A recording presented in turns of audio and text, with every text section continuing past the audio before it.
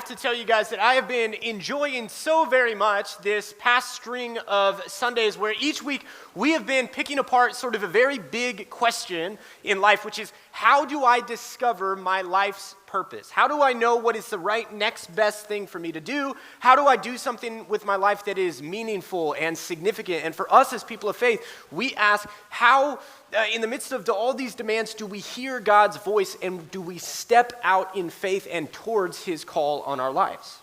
And if you've been following along with us for any number of these weeks, you may have noticed that the Bible is very interesting in that it describes a great diversity of different types of people that God calls to do different sorts of things. So God calls a farmer, God calls a child, God calls a teen mom, God calls a coward, God calls a fugitive on the run from a past crime. All of these different sorts of people that we've been going through their lives. So on the one hand, we are encouraged this morning, especially as an increasingly diverse collection of people here on a Sunday morning as part of this family of faith, we are encouraged to remember that God does not call any one type of person, that God calls all sorts of different types of people at different ages and stages, men and women, to do his work. And so we're encouraged by the diversity of these calls. But another thing that's sort of interesting is that if you've been sort of tracking with us again, you'll notice that there are some common themes to how people in the Bible seem to react to God's call on their lives. For example, you'll have noticed that a lot of times when God asks something of somebody, the person responds with a lot of questions. Sometimes it's doubt, sometimes it's fear, sometimes it's insecurities come up. So we've seen a lot of different emotions. Or we've noticed that whatever it is that God calls people to do, often in response to the big needs of the world, God asks people to do difficult things. So there are sometimes today we sit and we realize, I think God's calling me to do this, but when we say, well, that would be really inconvenient and difficult. And it's like, if you look at the Bible, you say, well, that's actually normally how it is. Or I would just put out to you guys, another thing that's really encouraged me as we've been looking at some of these stories is that we've noticed that very often it is members of different ages and generations that God calls to come together in order to do his work, to discover what it is that God is trying to do in and through them. So there's so many different principles that we can pull out from these stories in the Bible and look to apply in our lives. But this morning, I'd love to just break down for myself just one more of these calling stories from the Bible. And I kind of treat this as almost like an anatomy of a calling, all right? And it's going to come from a very famous messenger of God in the Bible by the name of Isaiah, who just has this huge word count, this massive section of scripture that God gives in and through him and those who come after him. And it may be because the last two guest speakers here, Brother Otto, who's not here today, or Brother Jeff, who was here last week, they both happen to be professors, and they did a great job of breaking things down. So this morning, I simply want to teach as best as I can. I'm just going to break down the biblical text for you and sort of teach through this. Here's one of the most interesting things about Isaiah's calling right from the get-go. Isaiah chapter 6, you can find this in any Bible. If you look up Isaiah and the contents, even of these red Bibles in the room, I've been studying out of them and they totally work just as good as any other Bibles. But look up Isaiah 6, you can track along with us. But one of the most interesting things about Isaiah's call is that when he describes how God found him, we discover that his call begins in the aftermath of loss. Isaiah chapter 6 starts like this: in the year that King Uzziah died. Now, who's Uzziah?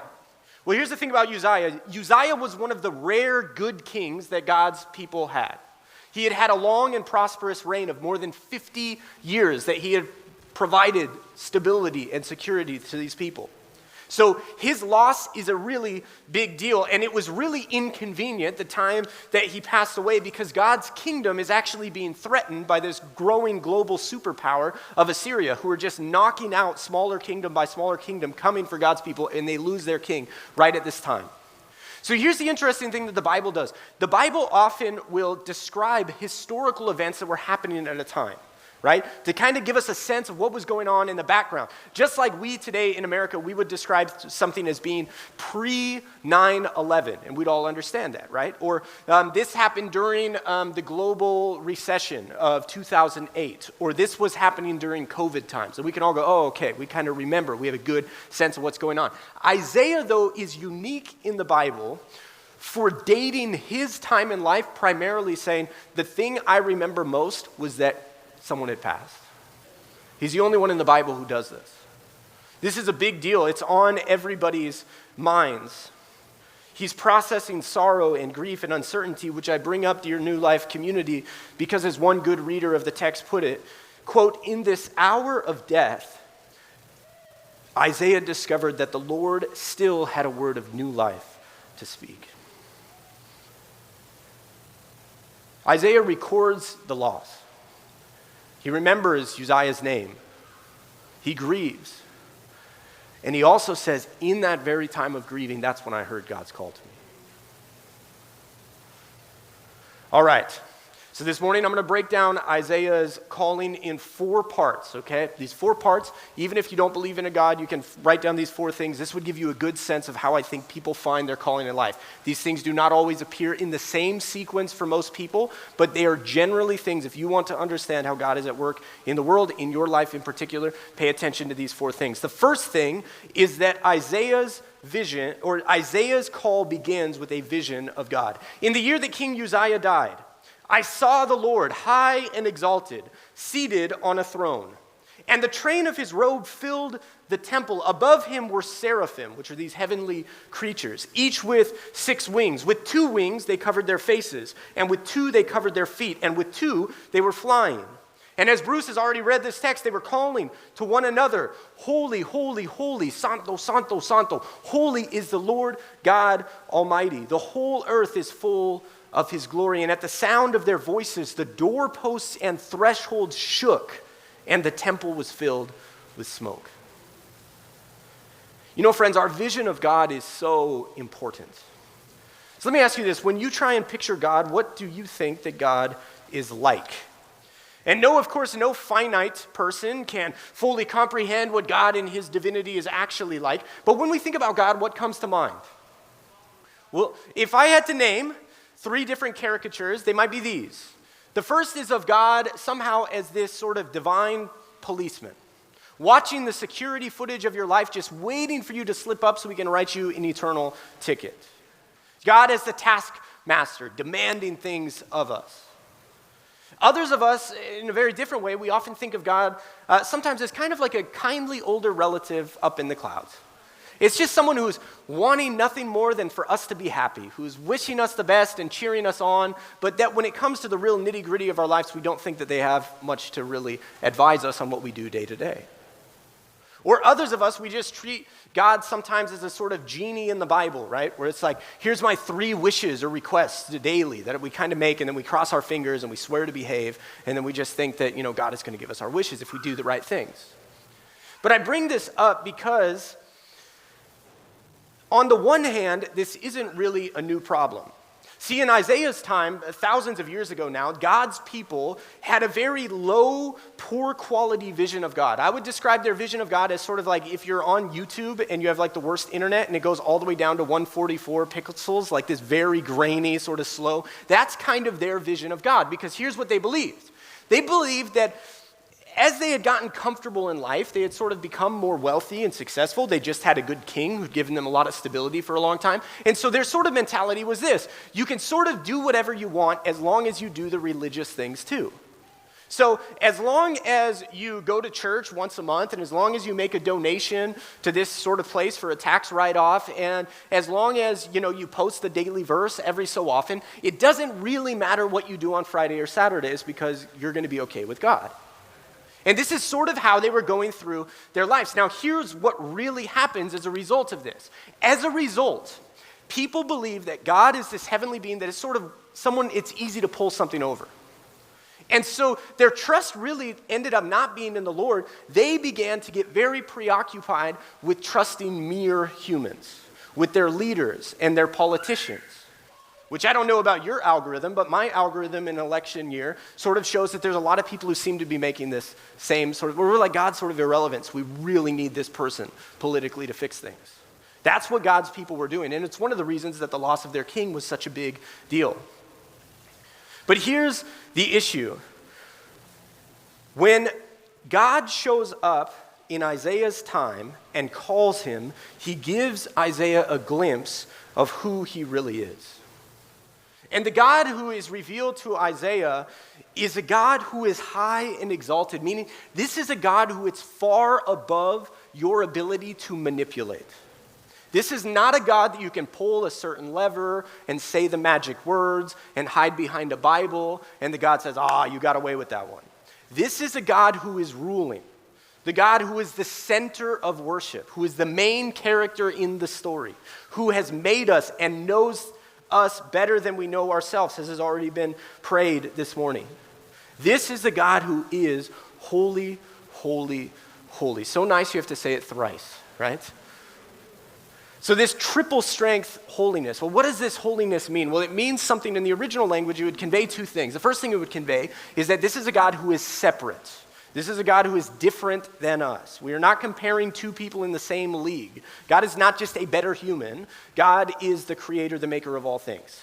Okay, so God is different than us. The second thing it conveys is this image of brightness. So I want you to think, when you're driving at night, especially on these country roads, and it's single traffic both ways, and somebody's driving with their high beams on, and they hit you with that brightness of just that, whoa, and you have to almost avert your eyes. It's like that. It is God's brightness is so much greater than what we have an ability even to handle. This is God, holy, holy, holy. And here's the deal. For Isaiah to do the very difficult thing that God asks him to do, he needs a very big vision of God. Because here's what Isaiah is known for in the Bible. Isaiah is known for being the person in the Bible who is associated with being rejected. Do you understand this? Some of you remember to this day, you're happily married now, but you remember when you were rejected in middle school, at the middle school dance, right? That feeling of being rejected or turned down for a job, right? We hate to feel rejected. Isaiah's most memorable thing about him is that he's rejected. He goes and delivers God's message to people, and they close their eyes and they plug their ears and they block them and they unfollow him. To the point that when Jesus himself comes 700 years after Isaiah and he himself is rejected, the person whose experience he quotes for what he's experienced says, this is a lot like Isaiah's time.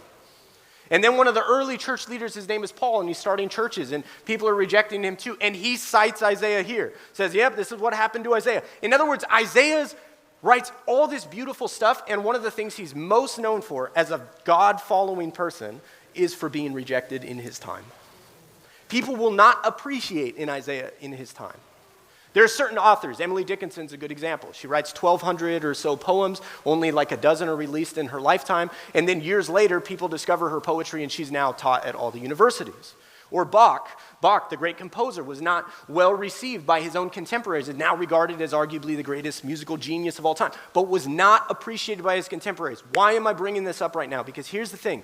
If we are going to do difficult things for God that involve us sometimes not always being affirmed in the decisions that we are making, we need to have a vision of God that is bigger and more important and can sustain us through momentary rejection.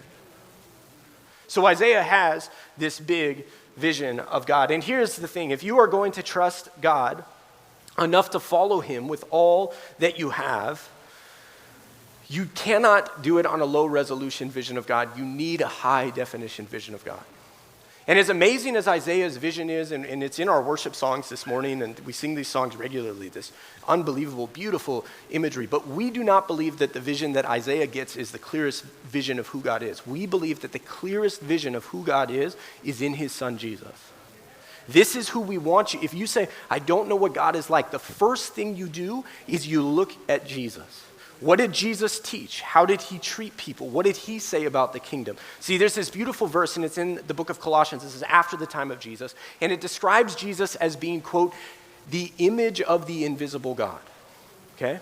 So here's the deal, right? You saw my kids are in here, right? Sometimes, if you're parents of young kids, because, well, if we believe in God, I've never seen God. When is God going to show up? Does he live at the church? You're trying to figure out, where is this invisible God? And in those moments, we point to Jesus. We point to the one that became human, that became as we are to establish a way for us to be right with God. Here's the thing, I do not believe that many of us in life will progress into a calling that is bigger than the vision of the God we serve. So if you have a poor vision of God, your calling might be, you might be doing all the right things and be completely miserable. You might do all the right things and say, no one sees it. But you might be completely bitter and miserable if you don't understand who the God is that you're serving. So here's the thing. Isaiah's calling begins with the vision of God, and that leads to our next step. The second thing is this. Second dimension of calling is all about awareness. Look at this, back into the text. Isaiah, chapter 6, verse 5, Isaiah's reaction to the vision. Woe to me, I cried. I am ruined. Other translations of that word would be, I am silenced. I have nothing to say, or I am dead, literally. For I am a man of unclean lips, and I live among a people of unclean lips. In other words, I talk nonsense, and my family talks nonsense and gibberish, and we gossip and we curse, and we say all these things that if I was mic'd up throughout the week, they wouldn't let you be there talking on a Sunday morning, right? I'm a man of unclean lips. I don't always say the right things. And yet, my eyes have seen the King, the Lord Almighty. Isaiah is struck with a moment of intense awareness. And in this moment of awareness, he has this perspective shift, because essentially, remember that Isaiah was saying, I was really worried about the king who is sitting on the throne at the capital of my people, and all of a sudden I was reminded of the one who sits on the throne of the entire universe, and his perspective is shifted. He's struck by this deep awareness, which is difficult because he realizes in the moment, as Wayne and Garth say, we're not worthy, right? It's this sort of like, we are not in the same category as this God. We do not belong here. Isaiah is saying, I am ruined. My lips I can't just join in with the heavenly choir and be like, holy, holy, holy. Isaiah's like, no, I don't belong here. So what's this awareness really all about? Well, as Isaiah sees God, he's reminded of his own condition. As the American humorist Mark Twain once famously quipped, he said, a clear conscience is the sure sign of a bad memory. Okay? What's he saying? He's saying if we're going around all high and mighty all the time, oh yeah, all these sheep online, they're doing all this stuff, but here's what I would encourage you. First of all, you don't have to treat it too. Okay, I was with a senior in high school here at Dinuba. It was his last week on campus. So I was sitting with him at club this week. And he, as a senior now about to graduate, he was watching videos of himself on TikTok from his freshman year, right? And he's just brutally making fun of himself, right? How cringeworthy he looks. I can't believe I dressed like that. I can't believe I talked like that. I can't believe I thought I was so cool. In other words, he's just 3 short years later in life looking back on himself and saying, oh my goodness, right? I am more self-aware now. I cannot believe how much I've come in these 3 years. And he's laughing about it with his friends. He's showing us kind of all this stuff. Here's the thing. We need sometimes to just go back a couple years. If you're feeling really good about yourself, I encourage you, go watch an old video of yourself. Go read an old journal or an old social media post of how much you supported that person, and now you know all about them. Of how excited you were to be hearing that musical artist play this song, and now they've been completely canceled, and you're like, oh, I never really liked that. It's like, well, you danced to it at your wedding, so I don't know what to say. But here's the point. We grow in our self-awareness, right? And as we do this, it's painful, but this is natural. When you get out of the newlywed phase, right, and you're no longer on vacation, you can suddenly begin to realize certain things about your capacity in relationships. When you become a parent, right, for the first time, you realize things about yourself. When you say, I always want to be in management, and now you're in management and you have to decide who gets fired. Now you say, oh, this is a lot harder than I thought, right? But we grow in awareness, and I think that our God who made us understands this. Let's get to that Barry Webb quote, which is next. Barry Webb, great biblical scholar, says this of this exchange with Isaiah. He says this, quote, in the presence of God, degrees of sin become irrelevant. In the presence of God, God's holy, holy, holiness, degrees of sin in our rankings become irrelevant. Because we all realize, as we were singing earlier, we're not worthy. There is one who is worthy, that's Jesus, not us. Sometimes a challenging part of pursuing God's calling is coming to terms with the awareness that we are not yet where we'd like to be.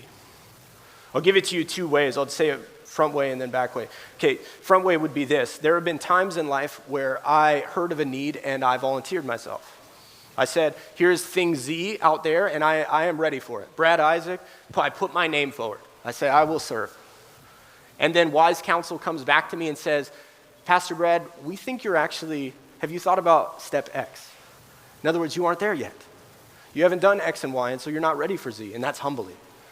There have been other times that people have said to me, oh, hey, Pastor Brad, you'd be great at this. You should serve on this. You should run for this. You should do all these things. And I have to honestly look at them and say, guys, actually, I wouldn't be as good at that as you think I am. Because I actually have a lot of other issues. Or this thing that you think is easy for me, it's actually really hard. And I have to be honest. I have to be aware, self-aware in the moment. This is going to come back more clear with Isaiah's calling. But here's the deal. This doesn't need to be self-defeating or cause for despair, this awareness of our own sin, because this vision of God and awareness of our mistakes and limitations often makes way for the third dimension of calling, which is an experience of grace. All right, so the strangeness of Isaiah's vision continues, but try and imagine what he's describing here, okay? Put on your imaginative caps. Try and imagine what the prophet is saying. Then one of the seraphim, the servants of God, flew to me. Pause. I just want to point something out. Notice that God has the initiative here. This is very important. We could read right by this. Isaiah is far away from the throne. Isaiah feels unclean and small and unworthy. And God takes the initiative of moving towards him. God does not say, Isaiah, here's a vision of who I am. Here's who you are. Now go figure it out. Isaiah, go get yourself right. Isaiah, go get a degree. No, he sends his messenger toward Isaiah in his moment of need. Vision continues. Seraphim moves towards Isaiah with a live coal, like from a fire in his hand, which he had taken with tongs from the altar. In other words, we're imagining it's like white hot. With it, he touched my mouth. That's wild. Why the mouth? Well, hadn't Isaiah just identified the uncleanness, the unworthiness of what? His lips. So what's happening here? This is God's grace, God's undeserved goodness and forgiveness meeting Isaiah in the place that he knows he has a need. Isaiah may have many needs. God's people have many needs. But Isaiah says, I sure know that my words are not right. My people's words are not right. And God says, you're aware of that. You've confessed that. Let me meet you with an experience of my grace in the midst of it. This is incredible. This is how our God works. This is so instructive. Okay. When you realize that you have an area of need in your life, something that is not what God has for you, something in you that is off, that is dishonoring towards others, the surest way to a solution is to not hide that thing, not mask it, not make excuses for it, but open yourself up and bring it to God, because that's where God's grace gets in. Isaiah confesses a need, God moves towards him in grace. So the seraphim touches Isaiah's lips and said, see, this has touched your lips. Your guilt is taken away and your sin is atoned for. Now, here's the interesting thing, this atoned for language we've already been singing about in worship. There's part of this in the original Hebrew language that would have meant something like leaving a sufficient amount of money to cover a debt. Okay, so for example, you finish your meal at the diner and you're leaving and you put an extra 20 on the table, right? And you say, will this cover it, right? Will this cover my bill with maybe a little bit extra for a tip? That is what God's grace does for us. And the result of this is that we are made right. We are reconciled with God. We are made at one with God, put back into right relationship because of what God's grace provides. This is what Isaiah is experiencing. So there's just one more thing I want to teach you today, and that is what is the altar. A lot of times in churches, it depends on your tradition or things like that, but we often talk about the altar. And there are different things in a lot of different churches that we believe happen in an altar. Usually means the front of the church, this place of worship that's dedicated to God in some way. Sometimes we have altar calls where people come forward to receive Jesus and the good news or prayer, all sorts of different things. But the altar is sort of mentioned in this text. And so one of my friends in Fresno who's been here before, and I hope to have her back again. But she describes what the altar is, and I think that she puts it very beautifully from this text. This is Jessica Jackson, my friend from On Ramps in Fresno. She says, the altar is the place of encounter, restoration, and cleansing. The altar is where we are touched by the Lord's fiery presence, where we wake up to reality, where our unclean lips and our distorted vision are healed, where the fear of wrath is met with the joy of reconciliation. Whether you understand all these words or not, the main point is this: the altar is the place that we encounter God's grace. So the angel has moved from the altar. Isaiah does not make it to the altar. God's grace moves from the altar toward him. You don't even have to make it to the front in order for God's grace to find you. God's grace is always and ever moving towards you because of Jesus. And his sacrifice is enough to make everyone at one. Not only at one with God, but in right relationship with each other. This is the beauty of the gospel. I could just go off my notes and just keep going, but we got to get to it for the sake of kids ministry. All right, here we go. Our fourth and final movement. From vision to awareness to an experience of grace comes Isaiah 6:8. And if you haven't been in church for a long time, you don't even have to have been. This is a very famous verse. This is a verse that athletes, like Christian athletes and influencers and like warrior mentality people and like fitness types, they put this in their Instagram bio. Often people put one verse reference in their Instagram bio to kind of tag their sort of belief. A lot of people put this one, Isaiah 6:8. Super famous. This is one people get tattooed in the Hebrew and all of the things. And it's a beautiful verse. It's a beautiful verse. And here's sort of what it says. I'll read you how it starts and then the famous part. Then, Isaiah speaking, I heard the voice of the Lord saying, whom shall I send and who will go for us? And I said, here am I, send me. Now here's the fun part about this verse. It's sort of funny that God is asking who will go for us because it's only Isaiah is the only human there, sort of in the vision. So it's kind of a funny thing. But what is implied in this is that Isaiah volunteers. Isaiah raises his hand. Isaiah declares, God, I am available for you to do what you want through me. And this willingness is incredible. And I just want to say that there are so many of you here at New Life Community who I have gotten to witness do this yourselves. To step up and say, I'm willing. Sometimes it's in a really cool way that we can celebrate, like Jessica going to Lithuania. Or it's Tom doing what he's doing and being willing to be using his gifts and abilities to go where God will send him. Or it's Maria using her gifts and abilities to welcome people in. Or it's the people that are signing up for Vacation Bible School. Or it's the people that are saying, look, I'm going to show up to this group and I'm going to be the person who knows the least amount about the Bible, but I'm going to sit there in that room because I want to learn. And they're willing to do that. They're willing to be humble. They're willing to serve. And that's an incredibly beautiful thing. Friends, what won't God do? What won't God do with people willing to stand up and show up and speak up and say, here I am, send me? A major barrier for our church and every church is this last step of willingness. When everyone's willing, God does incredible things. When only the few are willing, we can kind of thwart some of the pace of grace in the world and how people receive it.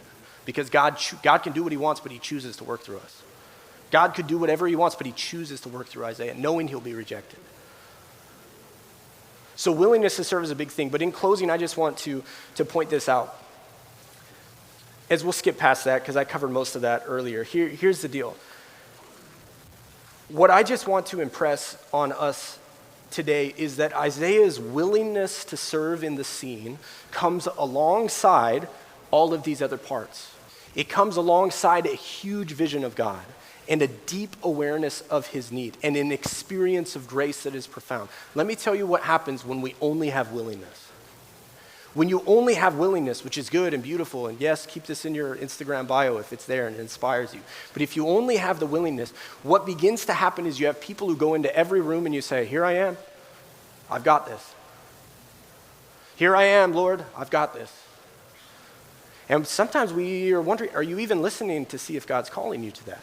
Or are we asserting ourselves? Here's what happens with a willingness without a bigger vision of God. We begin to feel that we are the hero. This is my church. This is my company. This is my organization. This is my moment. No, it's not. It never was. You're part of a much bigger vision. I'm part of a much bigger vision. Second thing is this. When we go around and we're inserting ourselves into situations and we're not aware, sometimes what's happening is we can be volunteering for things that we're not ready for yet, and there's a willingness there, but we also need to accept feedback and criticism. Last thing, what happens when we go around saying we're willing to do things, but we're not experiencing God's grace in an active way? We become very prideful. So here's the deal. We need willingness, New Life. We need to be willing to say yes to to what Jesus has for us. We need to be willing to sit with those who mourn. We need to be willing to invest in what we have. We need to be willing to say, God, you've given me another day of life. You've given me another paycheck. How can I put what I have to work for you? We need to be willing. But I do not want to be a pastor who just talks about willingness to do a volunteer campaign because I don't want people to burn out. Because what I also want you to have is a crystal clear vision of who Jesus is. That even if you're rejected, your life was not in vain. Your efforts were not in vain. Even though we're willing to do things, we also say, God, I need you to examine me. My motives are mixed. I need you to sort them out for me, and I need your grace. So I have just one more thing, and I'm over today. I apologize, but this was on my heart. I was 16 years old. I was down at a conference in San Diego as I invite the worship team back up. And I had been there for a week. It was getting to our closing session. We were on a Christian college campus.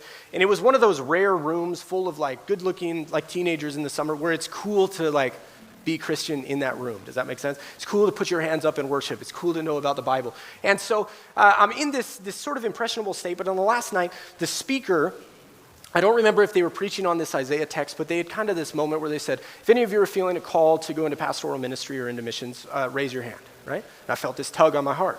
I felt this Isaiah moment where I was like, here I am, Lord. So I felt this Isaiah moment. So I throw up my hand. Then he invites those who'd thrown up a hand to come to the altar. Come to the altar, and there's my youth pastor, Brandon. Great guy. He's standing there, but as I come forward, feeling pretty good, I notice Brandon is not smiling. He doesn't say, come on in, buddy. Always knew you had it in you. Let's go. You're going to be great. He looks at me, and he did something very odd. He put his hands on me in an appropriate way, lots of people around, but he put his hands on me, and he quietly began to pray for me. I've just volunteered. I'm expecting this rah, Holy Spirit moment, but no. He slows everything down, and he's praying right into my ear, and he touches my head. And he says, Lord, I pray you protect this young man's mind. And then he touches my shoulders. He says, I pray that he'd love you with all his strength. And he touches behind my back, on my left side, behind my heart. And he says, I pray you purify his heart. And in the moment, I felt the Holy Spirit, but it wasn't this, oh yeah, let's go, I'm ready. It was this deeply sobering, oh my goodness, as I felt my own awareness. And I felt God's grace. So yes, willingness is a part of it, but it's not the whole picture. And I encourage you guys, I would just say this. I'd love to say that day that when he touched each of these parts of me, that it was just perfect. All my worst stuff came after this. All my worst stuff came after this. My worst thoughts, my worst behaviors, the things that I had to get right, the things I had to stop believing so that I could believe better things about Jesus. It all came after that. But it was a moment where in this naive teenage willingness, I said, God used me and God met me. But God didn't meet me with acceptance and praise, and all of a sudden I was able to come up here and preach on a Sunday morning. God met me with a deep awareness of my own need for his grace. So friends, I pray that yes, we'd be willing. We'd be willing to do the little things, the things that nobody ever posts about, that nobody ever sees who gives a what. I pray that we would do all the little things, but I pray that in doing it, you would experience God's grace for you and an awareness of your own humanity, and that you would see Jesus better. So that's way more than my time, and I apologize. But will you stand with me and worship?